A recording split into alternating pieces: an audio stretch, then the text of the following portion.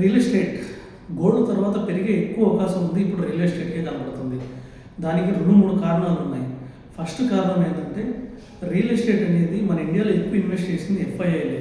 So ఎవరైతే foreign institutions ఉన్నాయో వాళ్ళే 67% మన ఇండియాలో లాస్ట్ 5-6 ఇయర్స్లో వాళ్ళు ఇన్వెస్ట్ చేసింది వాళ్ళే. అందుకని లాస్ట్ 5-6 ఇయర్స్లో రియల్ ఎస్టేట్ 10% రిటర్న్ ఉంది. కానీ లాస్ట్ 1-1.5 ఇయర్గా రియల్ ఎస్టేట్ డౌన్ అయింది. ఎందుకు డౌన్ అయిందంటే ప్రైసెస్ ఎక్కువైపోయాయి. అలా అంతకు తగ్గట్టు ఇన్కమ్ పెరగట్లేదు. యాక్చువల్గా 10% ఎవ్రీ ఇయర్ పెరుగుతున్నా కూడా రియల్ ఎస్టేట్ అందరు ఇన్కమ్ చూస్తే 5% కూడా పెరగట్లేదు.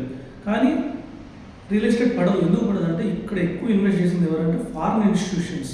సో వాళ్ళు ఏంటంటే వాళ్ళు హోల్డ్ చేస్తున్నారు, వీటిని పడనివ్వరు, అవి పెరిగిన దాకా వీటిని పడనివ్వరు. ఓన్లీ మన ఇండియన్ ఇన్స్టిట్యూషన్ ఇన్వెస్ట్ చేసింది ఓన్లీ 33%.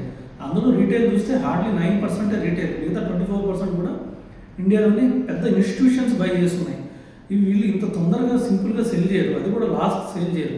అందుకని వాళ్ళు ఇక్కడ నుంచి గోల్డ్ పడనివ్వరు. కానీ నెక్స్ట్ 2 ఇయర్స్ ఈ ఇన్కమ్ ప్రాబ్లం వల్ల, అలాగే జియో పొలిటికల్ ఇష్యూస్ వల్ల రియల్ ఎస్టేట్ పెరగదు, అలా అని పడదు కూడా.